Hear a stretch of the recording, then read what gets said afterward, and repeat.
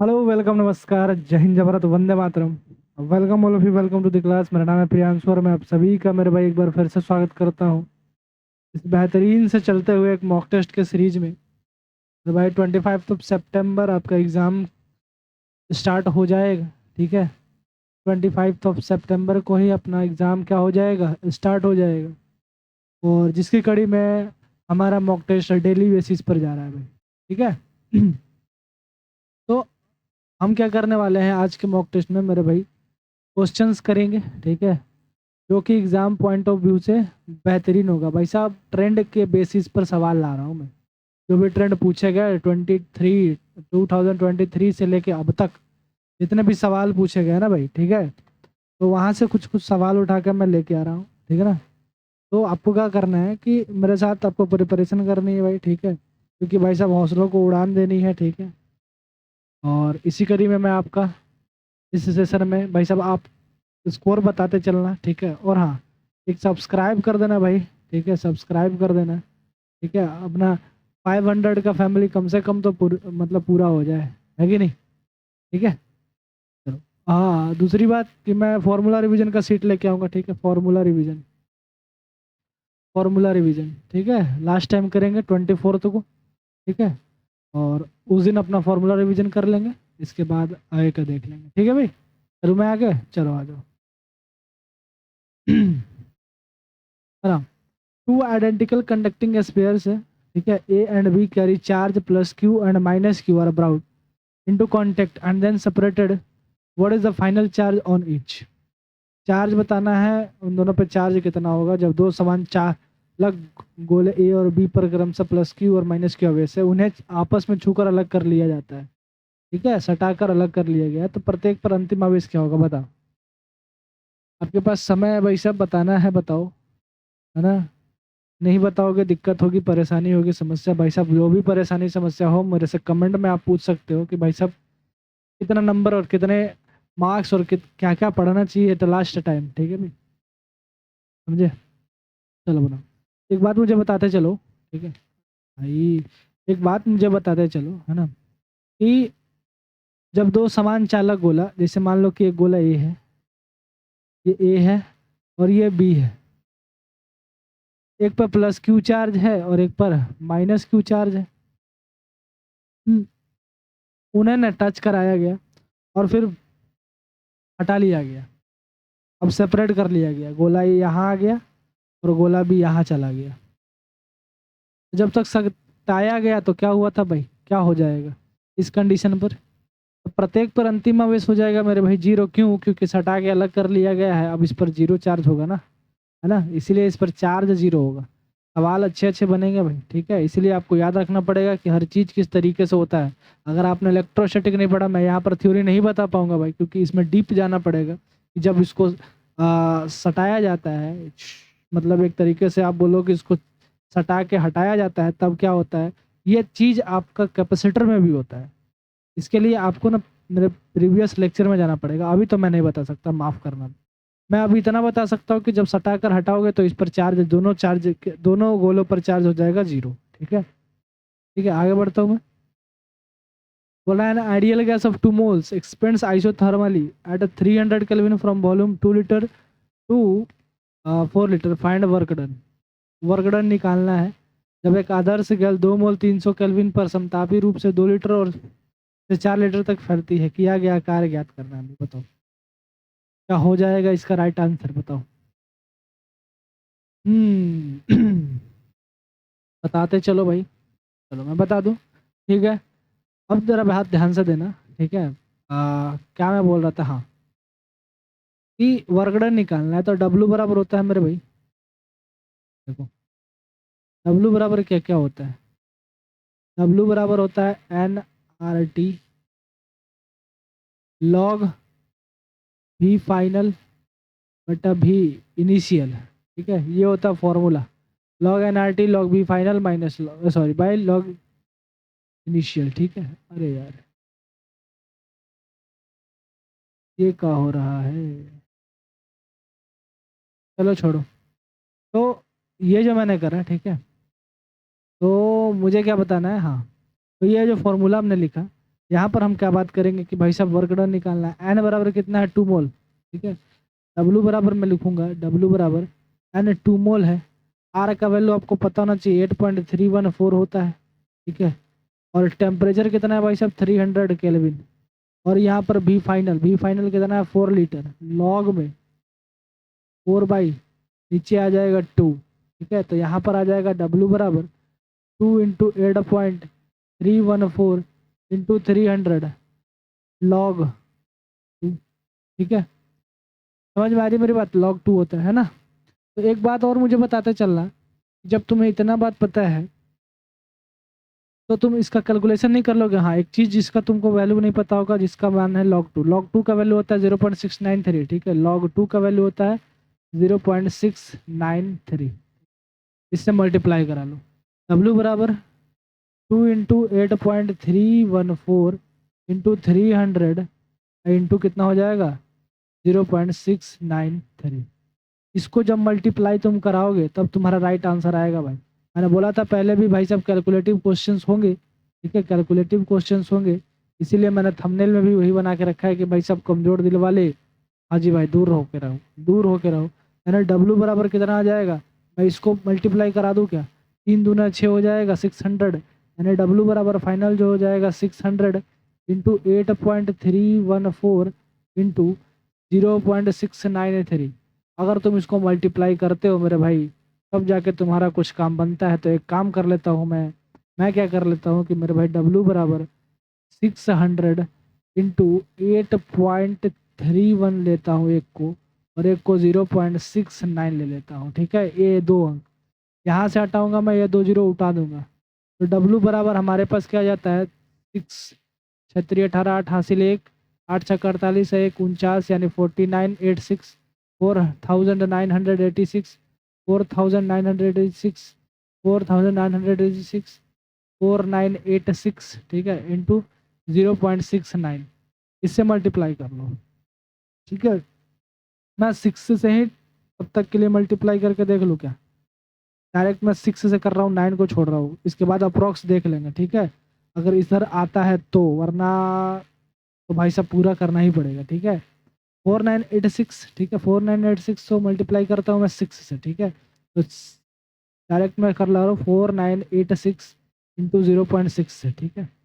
तो अगर मैं बोलूँ कि 36 6 हासिल 3 8 48 48 3 51 5 9 छक 54 5 कितना हो जाएगा 59 9 हासिल 5 6 छक 24 5 कितना हो जाएगा भाई 24 5 29 29 एक अंक के बाद 0 यानी 2991 2991, यानी कि भाई साहब अप्रॉक्स लेना नहीं है, इसमें आपको कैलकुलेशन करना ही पड़ेगा, ठीक है। इसलिए आप कैलकुलेशन करो।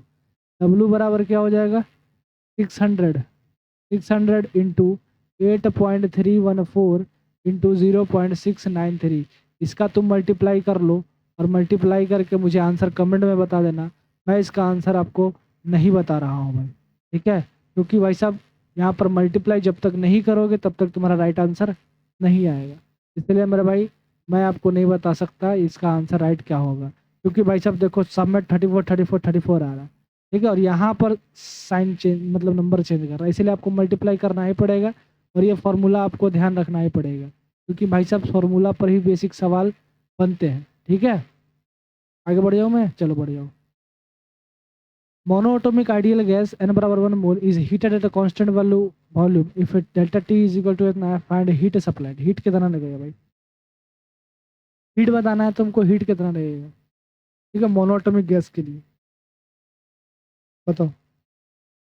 मैं तुम्हारे पास टाइम दे रहा हूँ भाई साहब, 20 सेकंड का टाइम है तुम्हारे पास, बनाओ 30 सेकंड का टाइम, ठीक है। तो बना ले, ठीक है, बना लिया।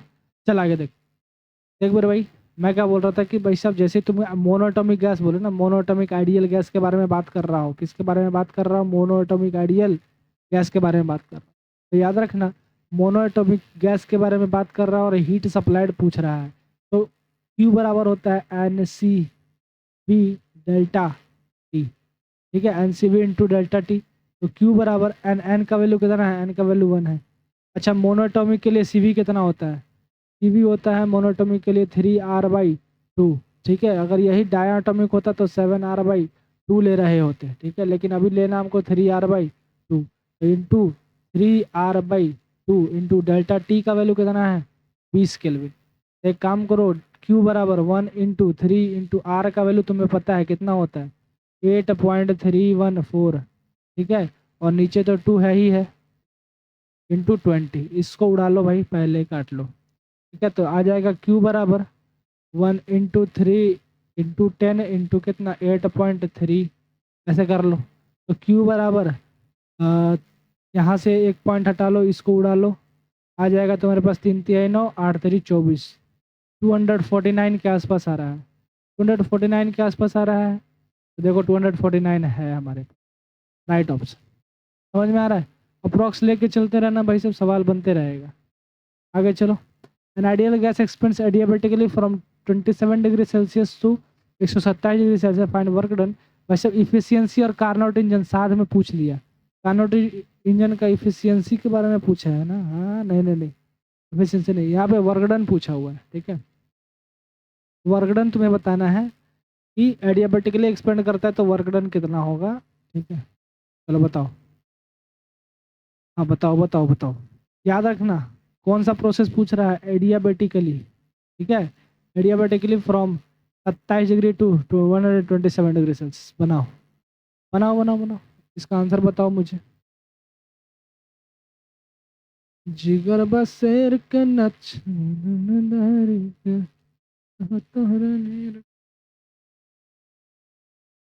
बनाओ। हाँ बनाओ भाई, एडियाबेटिकली एक्सपेंड कर रहा है। ठीक है, बताओ।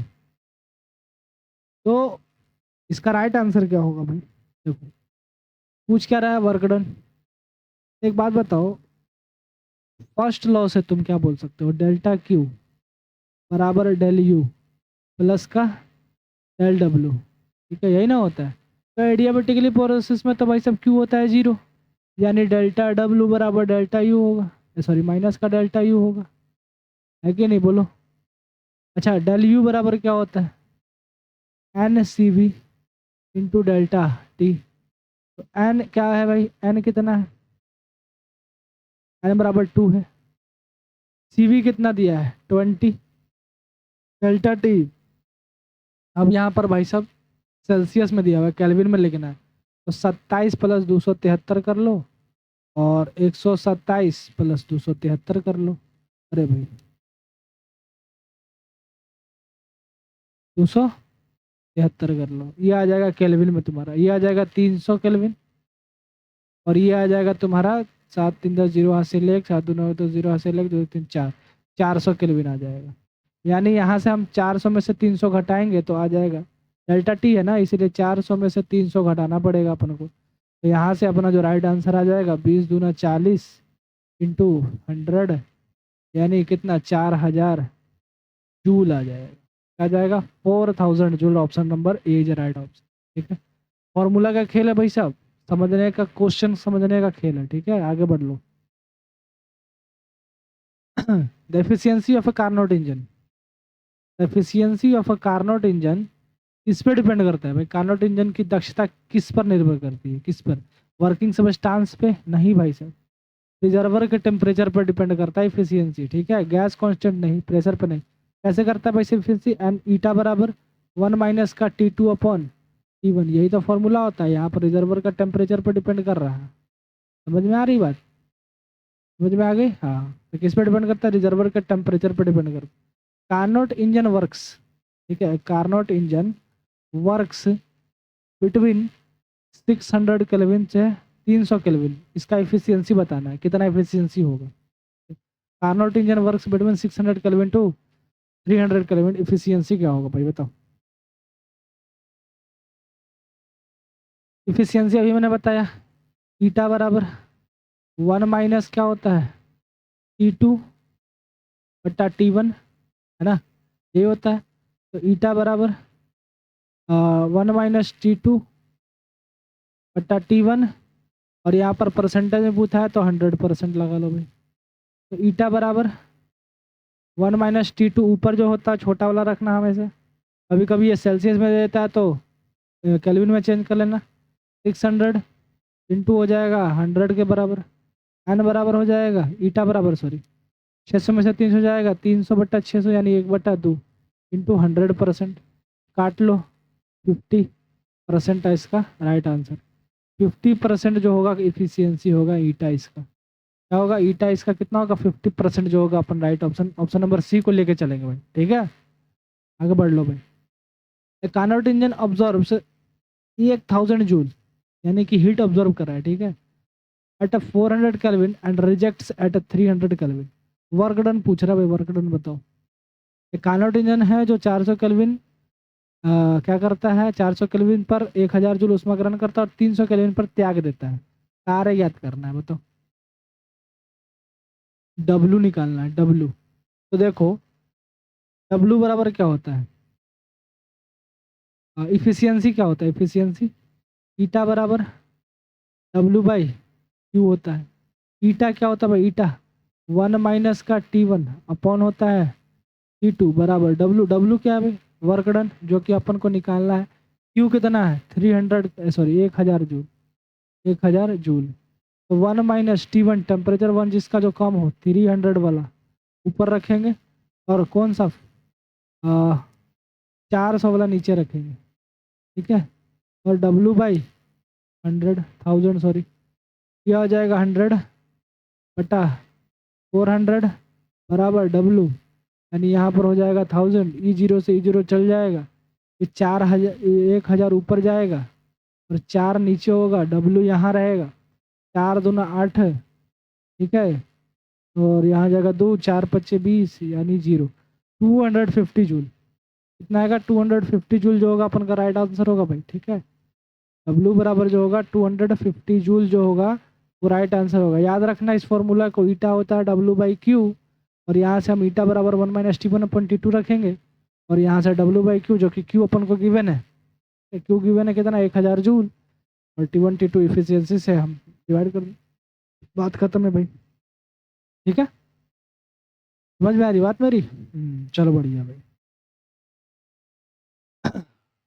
2 point charge 3 microcoulomb and plus 1 microcoulomb are 2 meter apart. Find magnitude of force and direction on 1 microcoulomb due to plus 3 microcoulomb charge.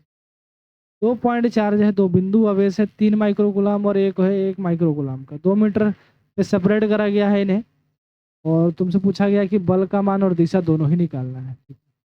एक बात बताओ, एक चार्ज यहाँ है ऐसा और एक चार्ज यहाँ है इस तरीके से, इस पर है भाई सब 3 माइक्रोकुलाम चार्ज प्लस का 3 माइक्रोकुलाम चार्ज और इस पर है 1 माइक्रोकुलाम चार्ज।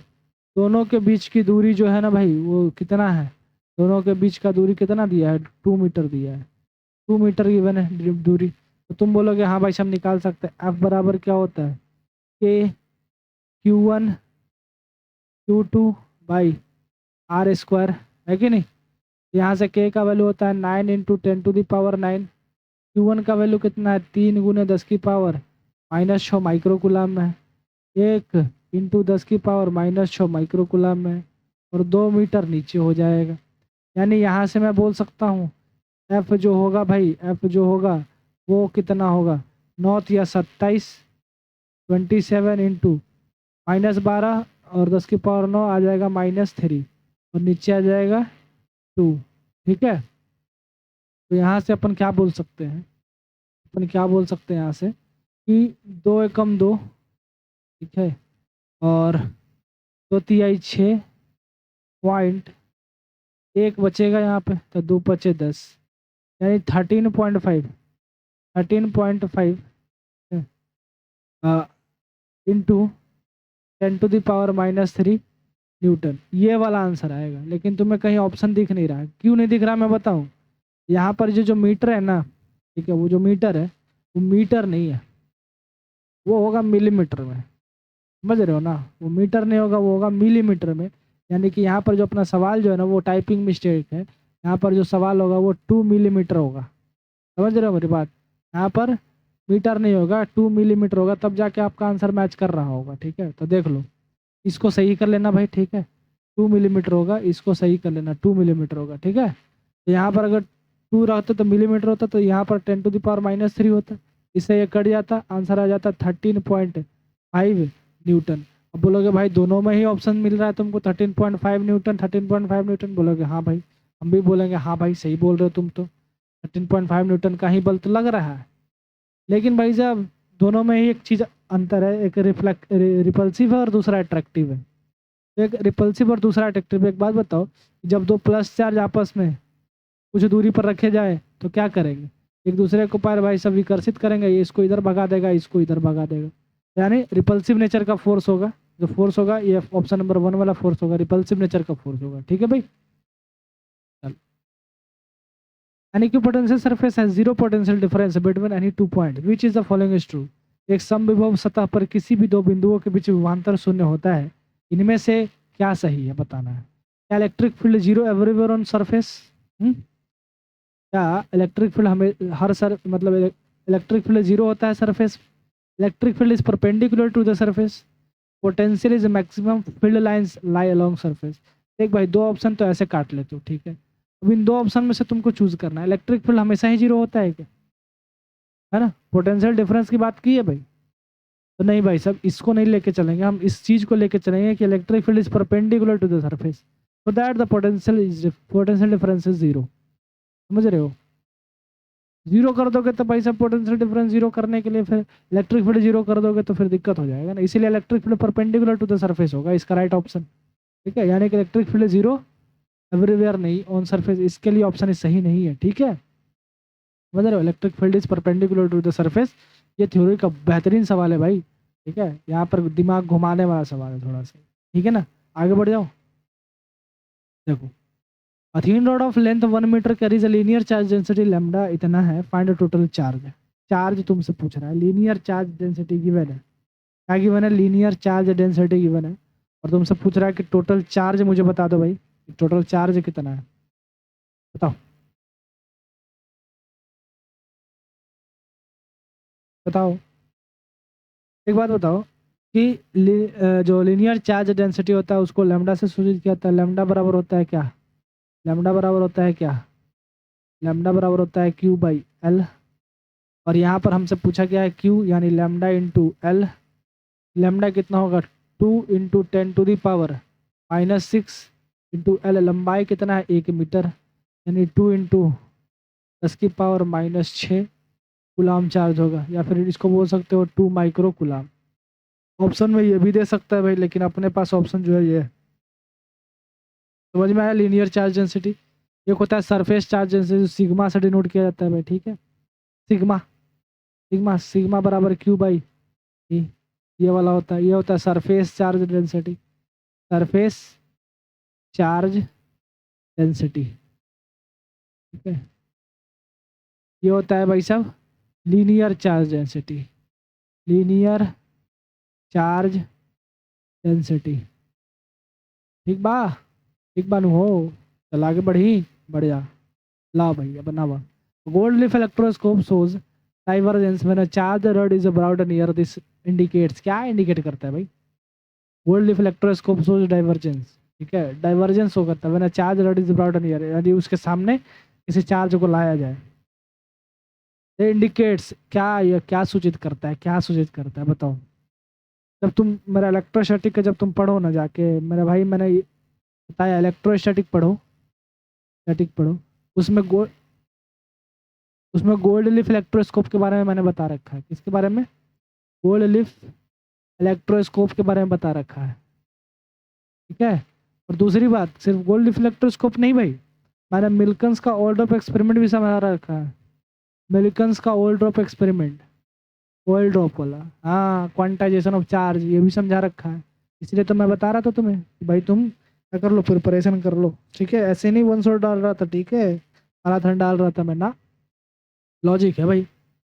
जब मैंने पढ़ाया तो मैं तो पूछूंगा, और याद रखना सवाल भी पूछा गया एज ए, ठीक है, ये सवाल नहीं पूछा था, वहां पर पूछा था कि भाई सब सेम चार्ज को लेके आओगे तो क्या होगा, पत्ती डाइवर्ज करेगी कि कन्वर्ज, मतलब सिकुड़ेगी कि फैलेगी, इस तरीके का था। अब मैं सोच रहा हूँ कि इस नए तरीके का सवाल पूछे तब क्या होगा भाई, है ना? थोड़ा सा सवाल घुमा दिया, ऑप्शन का सवाल बना दिया मैंने। Gold electroscope shows divergence when a charge rod is brought near but not touching, touch नहीं करा गया। दिस इंडिकेट, क्या इंडिकेट करता है भाई साहब? इंडक्शन एंड चार्ज रिडिस्ट्रीब्यूशन बताता है, कि इंडक्शन एंड चार्ज रिडिस्ट्रीब्यूशन के बारे में बताता है। समझ में आ रहा है? डायरेक्ट ट्रांसफर ऑफ चार्ज ना रे भाई, नो इफेक्ट ना, इवोपोरेशन ऑफ लिव आई भाई साहब, लिव इवोपोरेशन कर जाएगा, बताओ भाई, ऐसा नहीं हो सकता ना। Wire of cross sectional area इतना है, करंट इतना है, find current density, current density बता दो भाई, करंट डेंसिटी बता लो, निकाल लो, बता लो। मेरे भाई आप ना सब्सक्राइब नहीं करते, ठीक है? आप देख, मैंने देखा ना एक दिन वाईटी स्टूडियो खोलकर, तो मुझे बड़ी दुख हुआ भाई कि तुम देख तो लेते हो लेकिन बट एक सब्सक्राइब कर दोगे तो भाई अच्छा रहेगा ना, सब्सक्राइब कर लो ना। मैं सोच रहा हूँ ना कि अगले वाला जो एयरफोर्स का जो भी अब बच्चे आपके छोटे भाई जो भी प्रिपरेशन करेगा ना, मैं उनके लिए फिजिक्स और मैथ दोनों ही पढ़ा सकता हूँ, ठीक है? मैं पढ़ा लूँगा। तो भाई सब जब सब्सक्राइब कर लो यार थोड़ा सा, और इसके बाद और क्या ही करूँ मैं, ठीक है? इसके अलावा मैं क्या कर सकता हूँ? मैं सब आपके लिए जितना हो सके मैं उतना कर रहा हूँ, ठीक है?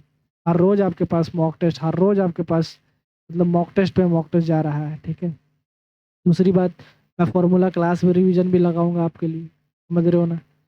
तो भाई साहब थोड़ा सा समझो यार, है ना?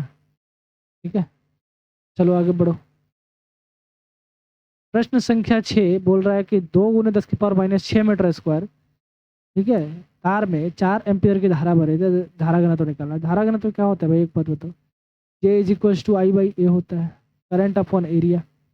करंट क्या डायरेक्ट तुम्हें गिवन है? नहीं ना, करंट डायरेक्ट नहीं ना गिवन है, करंट गिवन है, गिवन है, एरिया भी गिवन है, ठीक है? 4 एम्पियर, 4 एम्पियर का करंट है, एरिया भी गिवन है, 2 × तो सिंपल सवाल बन गया, 10⁻⁻⁶।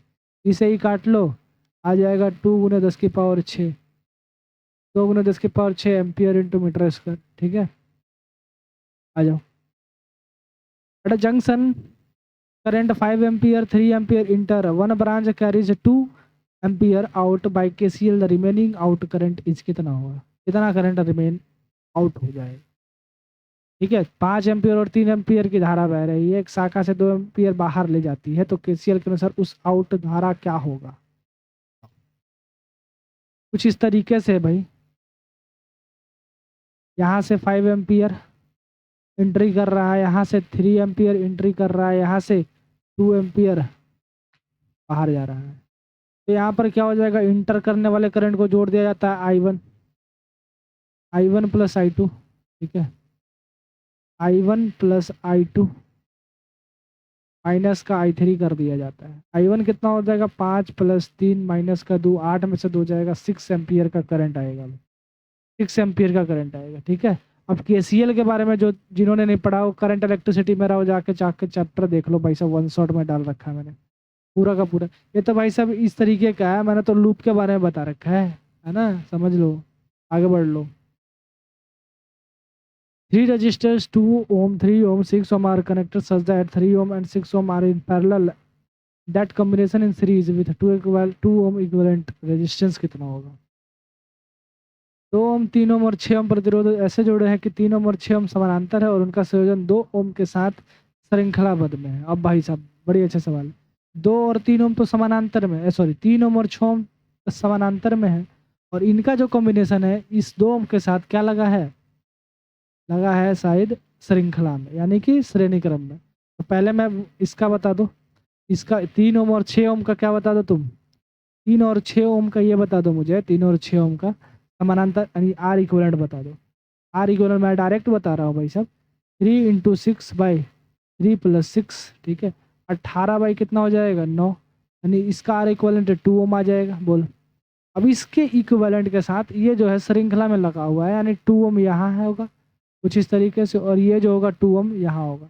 ये 2 ओम जो आर इक्विवेलेंट निकाला हमने, और ये 2 ओम जो कि सवाल में गिवन है। तो जब आर इक्विवेलेंट निकालेंगे सीरीज का तो आ जाएगा 4 ओम। आंसर ये हो जाएगा, समझ रहे हो ना? 3 ओम और 6 ओम समानांतर में है। अगर ये भी नहीं बता पाओ तो भाई साहब क्या बताओगे तुम? इस तरीके से यह कोई 3 ओम है, ठीक है, और ये 6 ओम है। इन दोनों का पहले आर इक्विवेलेंट निकालो, इसका जो आर इक्विवेलेंट आएगा इसके सीरीज में होगा, दोनों का सीरीज निकाल लिया, 4 ओम आ गया आंसर, अपन राइट आंसर। ठीक है, आगे बढ़ लो। मटेरियल ओबेज ही is directly proportional to R I square. भी जो है आई स्क्वायर के डायरेक्टली प्रोपोर्शनल है। क्या ये ओमिक हो सकता है? ना भाई, ओमिक होने के लिए भी डायरेक्टली प्रोपोर्शनल टू आई होना चाहिए ना। Particle starts from rest and accelerate at a 2 metre per second square for 5 second, find displacement. यहाँ पे निकालना भाई सब काइनेमेटिक्स का सवाल है। Particle start from rest, rest से शुरू किया, एक्सेलरेट करता है 2 मीटर पर सेकंड स्क्वायर के अनुसार और 5 सेकंड के लिए चलता है। फाइंड डिस्प्लेसमेंट निकालना है। एस बराबर लगा दो भाई सब, एस बराबर U T plus half A T square. अब भाई साहब रेस्ट से स्टार्ट किया तो इनिशियल वेलोसिटी 0 हो जाएगा, बोलो 0, यानी हाफ ए का वैल्यू कितना हो जाएगा, ए का वैल्यू 2 हो जाएगा। टी कितना है भाई साहब, 5 सेकंड यानी 25 हो जाएगा। ई से ई गया यानी 25 मीटर जो इस डिस्प्लेसमेंट हो जाएगा, इसका राइट ऑप्शन। ठीक है, आगे बढ़ लो। Work done in a moving charge along an equipotential surface is, क्या होगा? इक्विपोटेंशियल सरफेस पर जब किसी चार्ज को एक जगह से दूसरे जगह ले जाया जाता है तो कोई कार्य होता है? नहीं भाई साहब, कोई चार्ज नहीं होता, 0। 5 microcoulomb and -2 microcoulomb are separated, इतना find force on -2 microcoulomb. -2 microcoulomb पर क्या कर रहा है, फोर्स निकालना है। बताओ, एक बात बताओ, मैंने अभी थोड़ा देर पहले बताया कि F बराबर मेरे भाई, F बराबर होता है KQ1Q2/R²। ठीक है, के का वैल्यू 9 × 10⁹। Q1 का वैल्यू कितना है, 5 माइक्रोकुलम 10⁻⁻6। 2 माइनस को माइनस प्लस बाद में देख लेंगे, 10⁻⁻6। और नीचे कितना आ जाएगा, 0.5 मीटर। अब देख लेना ये मीटर सेंटीमीटर में ना बदल जाए कहीं। ठीक है, देखो 9 × 5 = 45, दूना 90, गुने 10⁻³ और नीचे हो जाएगा 0.5। इसको हटाओगे, 1 0 यहाँ लगाओगे, आ जाएगा 900 गुने 10⁻³ भाई 5, है कि नहीं बोलो? जिगर बसेर के न छोड़ बरंगदारी के, कहीं तो लोचा है, कहीं तो लोचा है। देख लेते हैं भाई, देख लेते। 5 से काटो तो एक बार, 5 × 5 बचेगा 4, 5 × 8 = 40, 0। 180 न्यूटन। देखा, मैंने बोला था ना 180। और ये जो 10⁻³ ये ना मिलीमीटर में होगा भाई, -3 मिलीमीटर में होगा। 10⁻⁻, जब मिलीमीटर को मीटर में चेंज करोगे भाई साहब, ये मतलब बेवकूफ़ी है यार। यहाँ पर होगा मिलीमीटर, ठीक है, यहाँ पर होगा मिलीमीटर, ठीक है ना। 10⁻³ नीचे आएगा तब तो ये 10⁻³ से कटेगा, ये कटेगा, यानी 180 न्यूटन। अब एक बात बताओ, 180 न्यूटन दो जगह है, रिपल्सिव की अट्रैक्टिव? एक प्लस और दूसरा माइनस है, एक प्लस और दूसरा माइनस, यानी कि अट्रैक्टिव इन नेचर। ठीक है,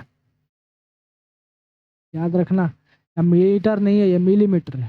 समझ में आ रही बात? आगे बढ़ लो। क्वेश्चन नंबर 13 है, सतही तनाव इसके लिए इसके लिए प्रवृत्त करता है, प्रवृत्त करता है। अब भाई कहाँ लिखा है, इन्हें मैंने पता। सरफेस टेंशन टेंड्स टू, किसके लिए टेंड्स करता है? ठीक है, इसकी चेष्टा करता है। Minimise surface area, surface area को कम करने के लिए। मैक्सिमाइज सरफेस एरिया को बढ़ाने के लिए। इंक्रीज मास, द्रव्यमान को बढ़ाने के लिए, या फिर डेंसिटी को चेंज करने के लिए, यानी घनत्व को चेंज करने के लिए। हट, minimise surface area, surface area को चेंज करने के लिए। ठीक है, क्यों भाई? देख, कंचा देखो, कंचा भाई साहब, अगर कांच से बनता है, पीवीलेड, अगर उसको निकाल मतलब गिराया जाता है, ठीक है, कांच, तो वो भाई साहब इतना बड़ा बड़ा सरफेस होता है, इतना बड़ा सा, मतलब इस तरीके से मान लो ना। मैं क्या बताऊँ तुमको, हाँ, उस तरीके से मैं तुमको बता दूँ कि यार जैसे क्या बोलते हैं, जैसे कंचा ऊपर से गिरेगा, इतना बड़ा सरफेस लेके, तो सरफेस टेंशन नहीं होगा तो सिकुड़ेगा कैसे, गोली कैसे बनेगा? इसीलिए सरफेस टेंशन का काम होता है सरफेस को मिनिमाइज करना, कम करना। ठीक है, आगे बढ़ लो। सॉफ्ट बबल रेडियस 2 मिलीमीटर, सही से सरफेस टेंशन का 2 मिलीमीटर, सरफेस टेंशन इतना है, एक्सेस प्रेशर कितना होगा इनसाइड द सॉफ्ट बबल? याद रखना भाई, सॉफ्ट बबल के लिए एक्सेस प्रेशर होता है 4T/, water drop, water drop पानी की बूंद के लिए 2T/R। समझ रहे हो मेरी बात? 2T/R। अभी अपन को क्या बोला गया है सॉफ्ट बबल के लिए ना, तो सॉफ्ट बबल के लिए अपन लेंगे 4T/R, यानी कि एक्सेस प्रेशर यानी P बराबर 4T/R। क्या बोला है भाई साहब? P बराबर 4। टेंशन कितना गिवन है? टेंशन तो भाई बहुत है ज़िंदगी में, है कि नहीं? P बराबर 4 इंटू टेंशन कितना है? टेंशन बहुत है, टेंशन है 0.03, 0.03। और R कितना है? रेडियस भाई साहब 2 मिलीमीटर है, इसको 10⁻³ करना पड़ेगा।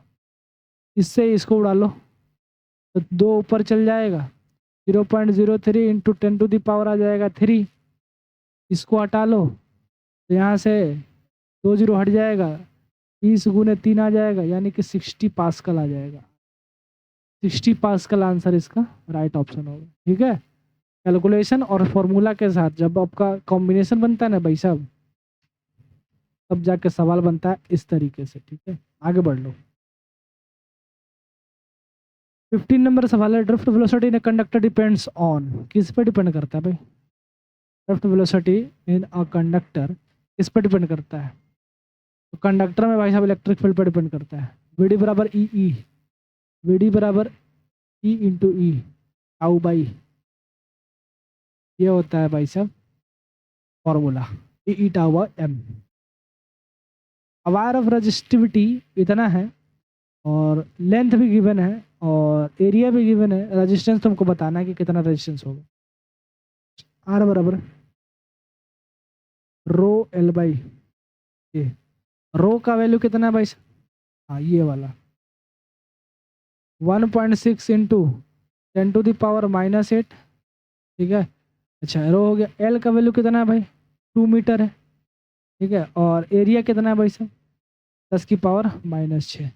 एक काम करो, 10⁻⁻6 ऊपर जाएगा तो 10⁻+6 हो जाएगा, 16 दूना 32, 3.2 हो जाएगा। 3.2 इंटू ये ऊपर जाएगा, प्लस का 6 हो जाएगा, माइनस का 2 बचेगा, यहाँ पर 2। ठीक है, नहीं 10⁻⁻2 बचेगा। यहाँ से एक हटाओगे तो कितना हो जाएगा? ये क्या से जाएगा, यानी अरे भाई रुक रुक रुक रुक रुक 3.2 इंटू 10⁻⁻2। ठीक है, तो ये इसको मैं ऐसे लिख सकते भैया 3.2, नीचे 100 लिख सकते हैं, इसको हटा लो, यहाँ लिख लो 0, यानी 0.032 लिख सकते हैं। 0.032 कहाँ है? 0.032 यहाँ जो है अपन राइट ऑप्शन। ठीक है भाई, ऐसे भी कर सकते थे, -2 है तो इसको छोड़ के यहाँ पर एक 0 बैठा के फिर 0.2 लगाते हैं ना। आगे बढ़ लो। Can any engine be more efficient than a Carnot engine between same temperature? भाई साहब बताओ, can any engine be more efficient than a Carnot engine between same temperature? भाई साहब आपका सवाल है, ये बताओ क्या कोई इंजन किसी भी इंजन की दक्षता समान दो तापों के बीच कार्नोट इंजन से अधिक हो सकती है? बताओ। ये ना आपका एचडब्ल्यू होगा भाई साहब, क्योंकि भाई साहब आप ना पता नहीं कमेंट मुझे करते नहीं हो, लेकिन इसके बहाने तो कम से कम कमेंट करोगे। क्या कोई ऐसा इंजन है, ठीक है, जो कार्नोट इंजन से ज़्यादा इफिशियंट हो सेम टेम्परेचर पे, है ना? बताना आपको किस में, एचडब्ल्यू में। ठीक है, आगे बढ़ लो। Projectile lunch 30 metre per second eight 45 degree, range कितना होगा? आर बराबर क्या होगा? You square sine square theta by 2g। ठीक है, समझ में आ रहा है? 45 डिग्री पर फेंका गया है। आर बराबर यू स्क्वायर कितना हो जाएगा? 900 साइन स्क्वायर थीटा ने 45 डिग्री बोले 1/2, 1/2 इंटू 2 इंटू जी का वैल्यू 10 रह जाएगा 900/40। इससे ही गया, कितना बच गया भाई? ये क्या हो रहा है रे? 30 मीटर, अरे भाई 30 मीटर, हाँ 30 मीटर सही है। 900 और साइन स्क्वायर थीटा यानी 45 डिग्री।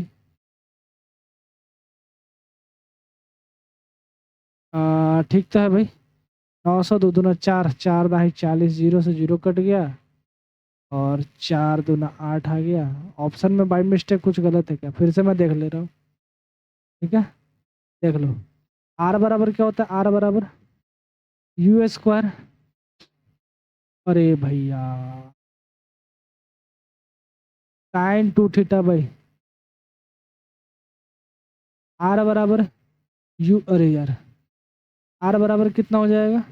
आर बराबर यू स्क्वायर का वैल्यू 900, साइन 2 थीटा 90 डिग्री हो जाएगा 1। जी का वैल्यू कितना हो जाएगा? 10। 9.8 लेगा कहा? अरे भाई 9.8 लेना ही पड़ेगा। अब इसको कैलकुलेट करके बताओ भाई सब। 900/9.8 फंसा दिया भाई। 9000/98। इसका आंसर बताओ। हाँ, बता पाओगे? बताओ बताओ। 98। 4 से मल्टीप्लाई करके देख लो ना भाई। सॉरी, काट लो। 9598। इसे काटोगे? नॉट से नहीं। इसे काटो, इसे काटो। 2 से, 2 से काट लो। 2 चौक 8, 2 नंबर 18। 2 चौक 8, 2 पचे 10, 0 0। ठीक है, 49। अब तो नहीं कटने वाला, नहीं कटेगा। तो एक काम कर लो। मैं 81, 1, 9, 36, 9, 49 को 4500 डिवाइड कर लो। कितना आ जाएगा? करके देख लो। 3 बार में, 4 बार में लगा के देख लो एक बार। ठीक है, 4 बार में करके देख लो ना भाई। 4 बार में करके देखो। 9 चौक 36, हासिल 3, 4 चौक 16, 3 19, 196 आ रहा है भाई 4 बार में ना। 9 से देखो तो एक बार। 9 9 81, 1 हासिल 8, 9 चौक 36, 36 8 6 14 यानी 44। हाँ, 91.8 आएगा इसका आंसर। यहाँ पर देख लो 91 पॉइंट कितना आ जाएगा? 8 आएगा। ठीक है। थोड़ा सा दिमाग लगाना पड़ेगा भाई कैलकुलेशन में। Potential at infinity due to finite charge distribution is taken as. Infinite पर जो पोटेंशियल होता है ना, ठीक है, उसका वो जो कितना लिया जाता है? तो 0 लिया जाता है ना। 2 EMF इतना है, इतना अपोज टू लूप, इतना नेट करंट कितना होगा? तो भाई साहब EMF कितना होगा? EMF है 12 volt 6 volt, oppose in loop with resistance इतना, नेट करंट में। एक बात बताओ, EMF को पहले तो नेट नेट EMF कितना होगा? 12 में से 6 घटा लो, कितना देगा? 6 वोल्ट। ये EMF आ गया। आर दिया है, करंट निकालना है। आई बराबर E/R होता है। अगर इंटरनल होता तो स्मॉल आर भी आ जाता है। आज 6 3 यानी कितना आ जाएगा? 2 एम्पियर। कितना आ जाएगा? 2 एम्पियर करंट आ जाएगा। 2 एम्पियर का करंट आएगा। समझ में आ रहा है? यूनिफॉर्म सर्कुलर मोशन में why does velocity change though speed is constant. जब स्पीड कांस्टेंट रहता है तो वेलोसिटी चेंज क्यों करता है? बताना है तुम्हें भाई साहब। जब भी स्पीड कांस्टेंट होता है ना, तो हमेशा ही देखना तुम्हारा क्या चेंज होता है? उसका डायरेक्शन चेंज होता है, जिसके कारण वेलोसिटी चेंज करता है। ठीक है, तो क्या इसमें मैग्नीट्यूड चेंज करता है ना भाई? अगर इसमें देखो मैग्नीट्यूड डायरेक्शन चेंज बोथ, अगर बोथ जो मार रहे हैं ना भाई सब, पहले बता दे रहा हूँ, 1 नंबर तुम्हारा खत्म हो गया। ठीक है, नेगेटिव गया तेरे। मैग्नीट्यूड चेंज करेगा। एक बात बताना, मैग्नीट्यूड चेंज करेगा तो स्पीड कांस्टेंट कैसे हो जाएगा यार? क्योंकि स्पीड तो मैग्नीट्यूड पर डिपेंड करता है। मैग्नीट्यूड चेंज करेगा तो स्पीड भी चेंज करेगा है। यहाँ तो स्पीड कांस्टेंट बोल रखा है, तो मैग्नीट्यूड कैसे चेंज कर रहे हो? अबे नहीं ठल्लो, किस तरीके से तुम स्पीड को, स्पीड कांस्टेंट को चेंज कर दे रहे हो यार? मैग्नीट्यूड कैसे चेंज कर दोगे? नहीं कर पाओगे ना। हाँ, नहीं कर पाओगे। क्यों नहीं कर पाओगे? क्योंकि जैसे ही स्पीड कांस्टेंट बोल दिया ना, पहले सवाल में देख लो भाई, पहले क्या कर दिया? स्पीड को कांस्टेंट बोल रखा है। अगर स्पीड कांस्टेंट होता है तो मैग्नीट्यूड कहाँ से चेंज करेगा? अगर मैग्नीट्यूड चेंज नहीं करेगा तो वेलोसिटी चेंज करेगा ही। मैग्नीट्यूड चेंज करे तब वेलोसिटी चेंज कर सकता है। अगर डायरेक्शन चेंज करे तब वेलोसिटी चेंज कर सकता है। हाँ, वेलोसिटी चेंज दोनों तरीके से हो सकता है, या तो मैग्नीट्यूड में चेंज हो जाए या तो डायरेक्शन में चेंज हो जाए। यहाँ पर स्पीड कांस्टेंट है यानी मैग्नीट्यूड कांस्टेंट है, वेलोसिटी डिफरेंट है। वेलोसिटी डायरेक्शन के अलोंग चेंज हुआ, इसीलिए डायरेक्शन को लेंगे हम। बहुत जो ले रहा है भाई साहब उसका 1 नंबर नेगेटिव है, ठीक है। Two equal charge Q separated by R, तो पोटेंशियल एनर्जी कितना होगा, potential energy two equal charge बोल रहा है, ठीक है। एक का चार्ज क्यू टू है तो दूसरा का भी चार्ज क्यू है, तो यू बराबर होता है माइनस का के क्यू स्क्वायर बाई आर। तो माइनस माइनस का है कहीं नहीं है, माइनस हटा लो कोई दिक्कत नहीं। के का वैल्यू 9 इंटू 10⁻9, Q1 Q2 कितना हो जाएगा 4 हो जाएगा, और आर कितना हो जाएगा, आर हो जाएगा तुम्हारे पास 0.1 मीटर। 0.1 मीटर इसको उधर ले जाओ, 46 हो जाएगा, 9 चौक 36, 9 चौक 36, 360 10⁻9, 360 इंटू 10⁻9, ये हो जाएगा जूल में तुम्हारा आंसर, ठीक है 360। अब एक तुम्हें बात बता दूं, यहाँ पर जो अब ये आर जो है ना 0.1 मीटर में नहीं होगा, अब कुछ और चीज में ले रखा है, या तो ये हो सकता है सेंटीमीटर में, नहीं हो सकता नैनोमीटर में ले सकते हो तुम।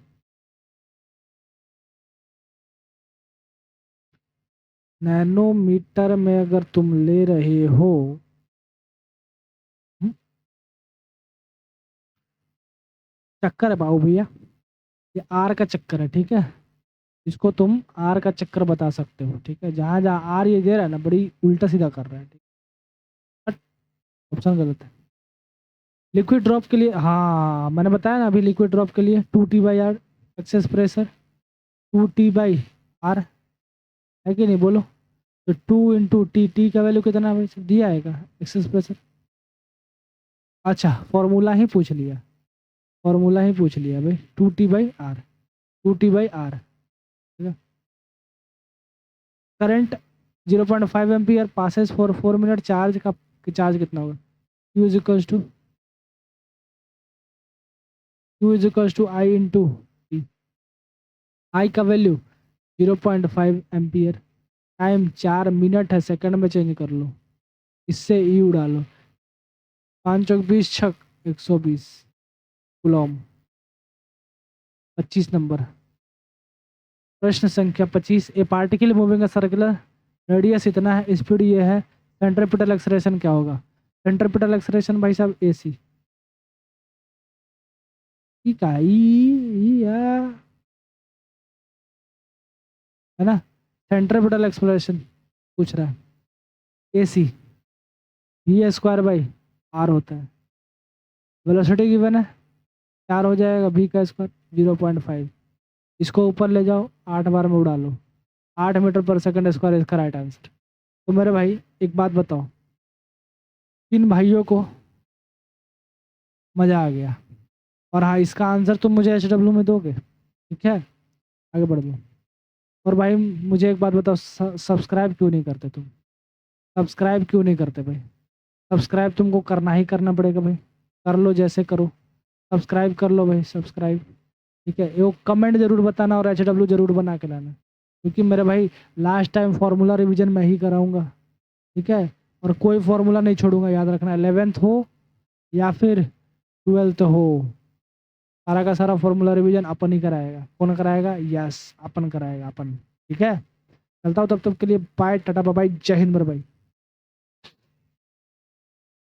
सब्सक्राइब कर लेना भाई।